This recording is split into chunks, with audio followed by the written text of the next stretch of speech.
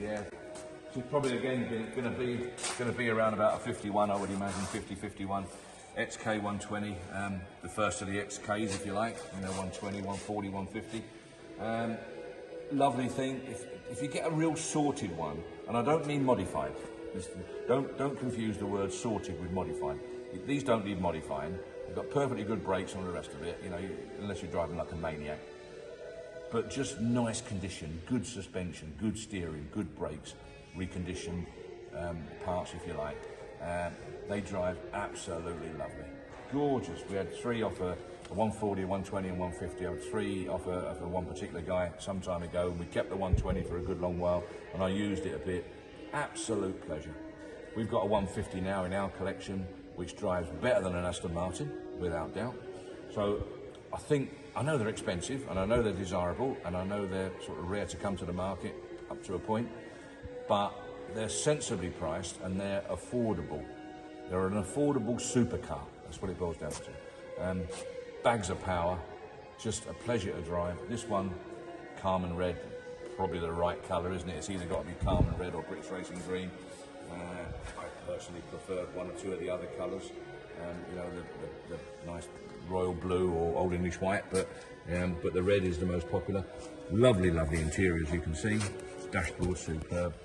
Everywhere you look is very, very nice. Not as straight on the body as the Faisal Vega that we just videoed, but very good. It's obviously had a big paint job, more than one big paint job, and the panels are more than acceptable, but they're not quite as straight as maybe either the Faisal Vega or maybe they could be. There's 1 or 2 little ripples and bits and pieces, but very acceptable. Again, chrome wire wheels. I can't fault the car really. Lovely screen. Pardon? Lovely windscreen. Lovely, yeah, split windscreen. Yeah, that's it. Yeah, split windscreen. It's like period, isn't it? Really. Definitely, I think that looks lovely. So bonnet strap on there. Yeah. Now that's a good thing. That is a really good thing. These bonnets are liable to blow up. You know, wind. And on ours, we've got a dog collar down there, leather dog collar around it. Just in case they are dangerous. So that is a very, very good thing to have. They've got a lovely front end on them, haven't they? Oh, beautiful. Yeah. Again, I mean, one of them cars look as though it's doing 100 mile an hour stood there. Yeah. So I think you'd probably argue, I think the 150 is probably the most desirable and possibly the most expensive, I would think, the 150 model.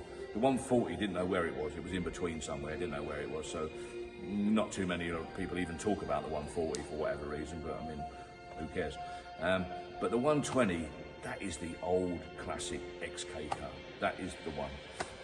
Split bumpers and such like, and split windscreen and such. That just shouts. In fact, it shouts actually 1960 to you. So when you think that car was designed and produced in 1950, it just shows you how advanced that was. When you think in 1950, people got to realise this, that just about all the cars on the road, 99% of the cars on the road were Austin 12.4s and stuff like that, and Austin Rubies and Morris 10s and such like. So when that came out in 1949, I think they came out, but anyway, 1950 for argument's sake, that was like a spaceship. And you can just imagine the old Austins driving, you know, along the North Circular or whatever it might be, and one of them, woof, it must have been frightening. So years and years ahead of its time. And I'll tell you another nice little thing.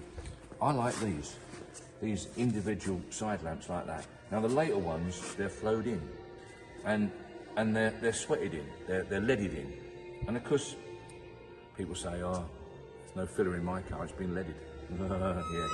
Because the lead picks up and blows. So you've almost always got this raised area around here where the lead has lifted. But because they've made a design change, obviously, and they've flowed in the side lamp, it looks much better like that. Definitely. That unbolts, you can take that off, and you haven't got this problem with the leading. So, you know, backward step, trying to make it look a bit modern, if you like.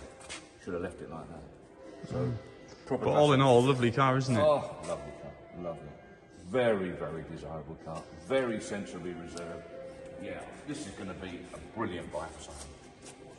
I promise you, whoever buys this, A, I think will be highly reliable, and B, will be living with something that is going to appreciate in value, give you an immense amount of fun, and something that's going to appreciate, or at least hold its own in the marketplace for the next 10 or 20 years. These won't go anywhere.